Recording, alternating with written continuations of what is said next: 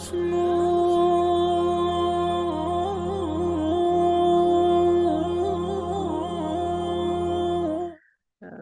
të bëj që të ngrehem ta fali namazin e sabahut në kohën e vet, sepse shumica e njerëzve vujnë nga ky aspekt, sidomos sot në këtë kohë që jemi tu jetu, vujnë për se nuk ngrehen dot në kohën e namazit të sabahut.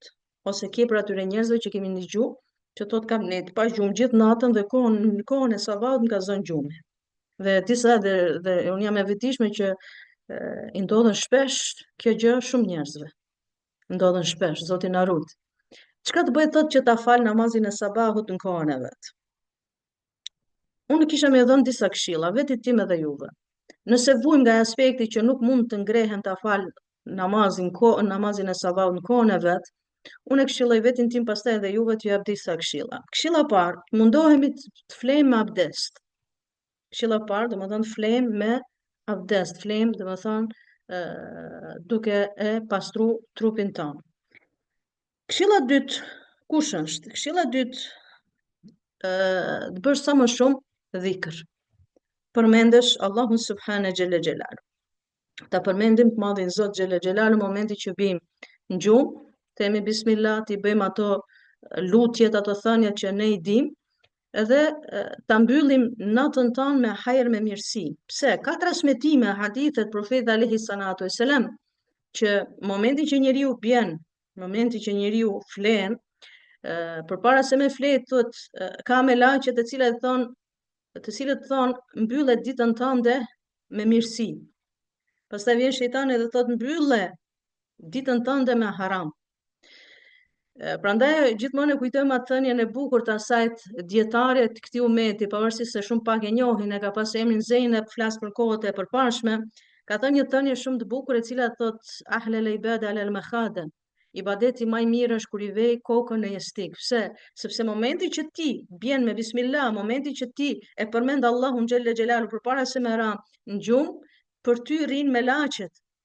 Luten me laqet derisa të ngrehesh, dhe nuk prandaj kur ti bjen me abdes, bjen me bismillah, e përmend Allahun subhane xhelle xhelalu, i ke me laqet afër teje dhe nuk ke shejtanin afër teje. Pra nuk lejohet, edhe kjo ndodh sot. Nuk mundesh ti asun ta falin sabahun kohën e vet, nëse un kam rënë gjumë me ato kufjet i kam vënë vesh me muzikat ndryshme ose me serialet ndryshme dhe mund ka zënë gjumi me atë serialin, me atë muzikën, dhe hala unë flej dhe ato hala cicirojnë në veshin tim dhe nuk ka shanse që unë ngrehem ta fali mëngjesin kohën e vet. Nuk ka shanse që unë të ngrehem ta fali në këtë lloj mënyre, jo. Në këtë lloj mënyre më prit ta falësh mëngjesin kohën e vet. Nëse mbyll ditën në këtë lloj mënyre, nuk të siguroj që 90% nuk mund ngrehesh ta falësh sabahun kohën e vet. Pa abdes, pa përmend Allahun subhane xhelle xhelalu, pa bë dhikr, pa ju lut Allahut azza wa xhel, ja Rabbi, kush prej nesh thot përpara se me ra në gjumë, kush prej nesh thot ja Rabbi, ma bëjt mundëm ngrehem ta fal namazin e mëngjesit në kohën e vet.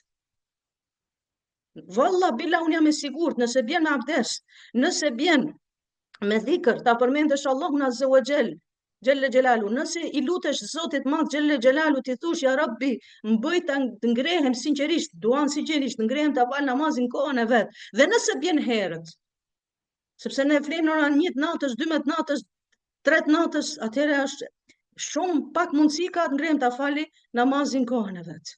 Shumë pak mundësi ka që të ngrehem ta fal sabahun kohën e vet.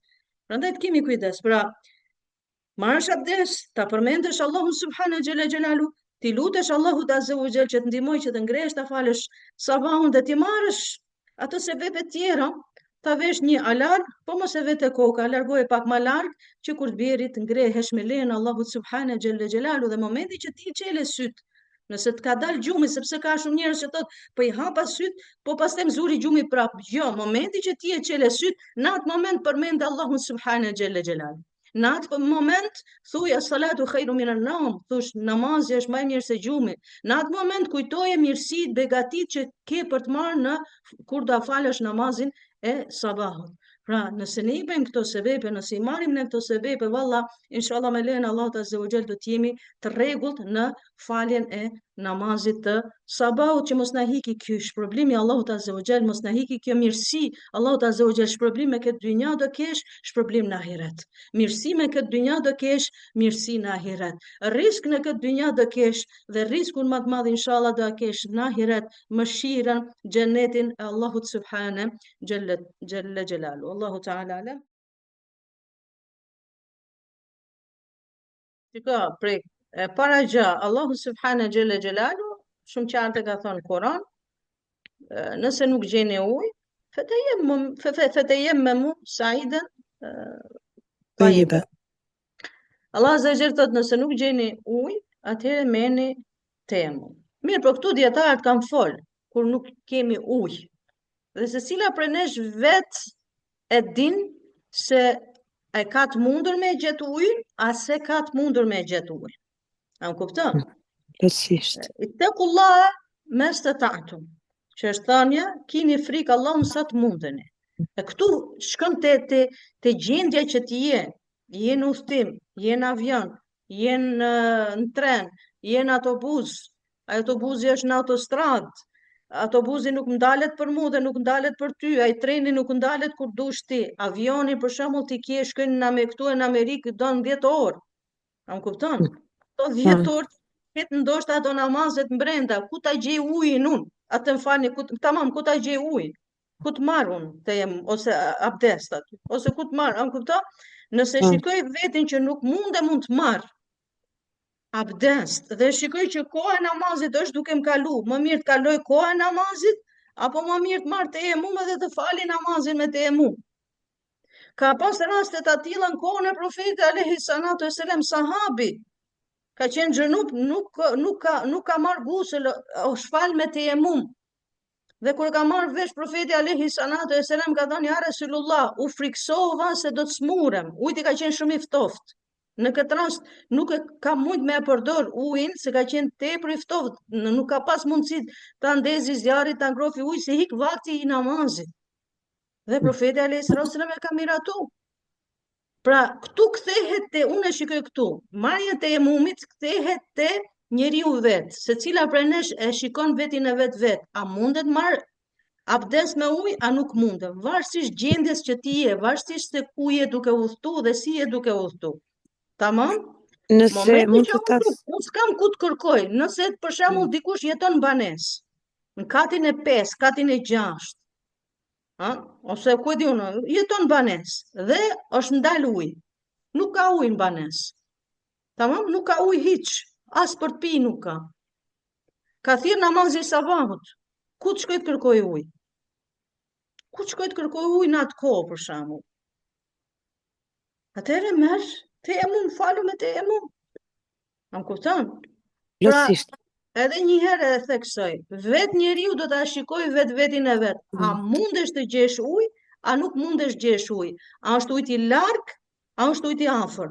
Nëse unë kam çezmen për jashtë dhe brenda nuk kam ujë, jam në shtëpi, brenda nuk vjen ujë, por jashtë kam ujë, atëherë unë nuk kam arsye të marr teyemmum. Unë do të shkoj marr ujin për jashtë, ose të marr abdest për jashtë, ose marr ujin edhe marr abdest. Tamam? Ne flasim këtu që është e pamundur gjej ujë.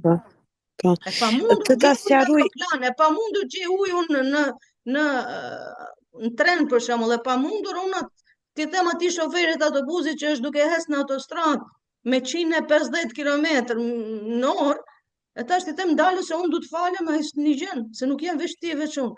Në kupton? A kur je vet, je me veturën tënde, je privat, ti mund dalësh, mund marrësh abdest, tjetër mesele. Kështu që nëse ti nuk mundesh gjesh ujë për arsye të ndryshme, atëherë Allah Azza wa Jalla na ka letu me marr teyemmum. Po. Jo, shiko, edhe duhet të shikojmë këto gjëra pakës. Nuk është patjetër të kesh një diplom, po ti thosh njeriu të japësh një këshill për atë gjë që ti je i sigurt që është ashtu. Më kupton?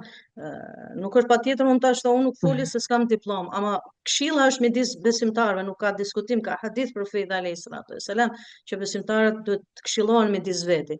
Kur shikon që vërtet që këtë që po them ka bazë, kam dëgjuar prej dietarëve, për hoxhallarëve që keni kujdes se koha është duke kalu, ne ujë s'kemi, të marrim teyemmum, nuk është diçka e keqe pse ti ke këshillu pavarësisht se dikujt i ka tingëllu jo mira e këshilla jote, megjithatë inshallah Zoti shpërbleft që i ke këshillu në atë vend, në atë Unë kohë s'kam që mëkat patesh. Demek. Po jo, pse duhet kesh mëkat pse e ke këshillu që fal namazin? Kam shumë të vështirë ta luftoj çmirën dhe xhelozin ndaj dikujt, veçanërisht për ato gjëra që mendoj se unë i meritoj, jo ata. Në klapa e ka sjellur domethënë këtë punën e meritojnë ose jo. Jo se kam dyshime tek Allahu që është i drejtë, por sepse ata e kanë arrir atë gjë me mashtrime, duke thyer parimet dhe me padrejtësi. Pra nuk e meritojnë sipas ligjeve të Zotit. Lëre pastaj të bëhem e lumtur për ata ose për të tjerët, ose për të tjerë. Nuk mendoj se Islami na detyron ne të na bëhet shefi për të tjerët dhe arritjet e tyre. Çfarë mendimi ke? Domethënë ideja është që përveç luftimit të smirës, okay, të puna të smirës, po për me u bë shefi i duket pak shumë ekstreme.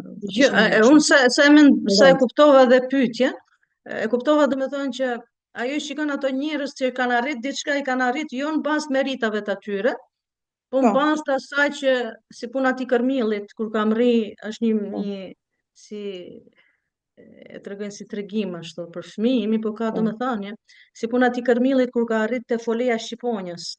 Shqiponja ka folen shumë lart. Shumë lart, e Kërmilli kur e ka pas Shqiponja ke foleja vet, në majt malit, i ka thënë po ti si arrite këtu? Sa arrita duke u lëpir. Kështu që ka shumë njerëz të cilët arrisin maj, jo me zotësinë e vet. Jo me zotësinë e vet. Jo me meritat e veta, po duke u lëpit të tjerëve. Zoti më na boft të tillë. Zoti na boft shqiponja të cilët arrisin vet. Edhe nëse nuk arrisin, paktën jemi mundu ose mundohet dikush. Zoti na mos na boft si puna Kërmillit të lëpihemi dhe të arrijmë diçka. Do thënë unë shikoj atë që thot ajo motor që ndoshta ajo ka atë që shumë njerëz kanë arrit ose ku e di unë çështja e saj për kë e ka, që kanë arrit diçka jo mbas meritave. Dhe këtu e ka ajo inati ndoshta, pse X personi ka arrit aty ku është dhe nuk e meriton, nuk është vetëm një person motor. Nuk janë dy persona, janë shumë njerëz të cilët janë në poste të ndryshme, vende të ndryshme që nuk janë meritor dhe nuk e meritojnë. Nuk e meritojnë. Ne jemi në atë kohë që i pa merituari e zën vendin atij që e meriton. Ne jemi në atë kohë. Dhe nëse unë e luftoj këtë sjellje ose këtë veprim të dikujt, nuk do të thotë se unë urrej atë person. Unë urrej veprimin e atij personi. Urrej veprimin e atij personi. Prandaj nuk e shikoj, domethënë nuk është punë xhelozia, as punë zilie në këtë rast, sepse nuk kam pse ta kem zili dhe nuk duhet ta kesh zili. Unë t'jap këshill që mos i ke zili ato njerëz të cilët arrin poste të ndryshme, arrin vende të ndryshme të cilët nuk janë meritor. Nuk duhet i kesh zili, po thosh elhamdulillah që Zoti nuk më ka sprovu ti jem ashtu, dhe ti je krenare që Zoti nuk ka sprovu ashtu, sepse të tillë njerëz do t'japin përgjegjësi për Allahut. Të tillë njerëz të cilët marrin poste dhe nuk janë të aftë, por Zoti na madh, pashallahu. Kushdo qoftë ai njeri i cili merr një post, me një drejtim dhe nuk është i aftë të menaxhojë, nuk është i aftë për atë post, dije se ka për të pas përgjegjësi për Allahut subhanahu xhella xhelal. Ka për të pas përgjegjësi për Allahut subhanahu azza wa xhela, ai njeri i cili e merr diçka me të padrejtë dhe nuk është i aftë ta menaxhojë dhe nuk është i aftë për atë punë. Prandaj unë personalisht po të këshilloj që mos i ke zili. Dhe ne dim që për çka duhet kemi zili, janë 2-3 grupe njerëzish që duhet me pas zili, ai i cili ka parë, ka pasuri dhe jep në rrugt të Allahut, po këtë do ta kem zili, them ja rab, sikur të kisha pas dhe unë, veproj si ai njerëz. Njëri i cili ka dituri, i cili këtë dituri e jep njerëzve, them ja rab, të kem dhe unë dituri, se ai person edhe t'i jap njerëzve dituri. A për tjera gjëra mos ki zili. Valla, do të jesh shumë e qetë, do të jesh e kënaqur me atë që Allahu subhanahu xhela xhelalu t'u ka dhënë. Kënaqu me atë që Zoti ka dhënë. Nëse kënaqesh me atë që Zoti ka dhënë, ti do jesh njeriu më i lumtur në dynjë. Njeriu i cili është i kënaqur me atë që me caktimin e Zotit, ai është njeriu më i lumtur në dynjë, është njeriu që do jetojë më rahat në dynjë. Ne shikojmë këta jam e vetëdijshme, shikojmë çdo ditë padrejtësia të ndryshme. Padrejtësi të ndryshme po të shikojmë për ditë. I shikojmë padrejtësi të ndryshme në vende nga më të ndryshme, në institucione nga më të ndryshme.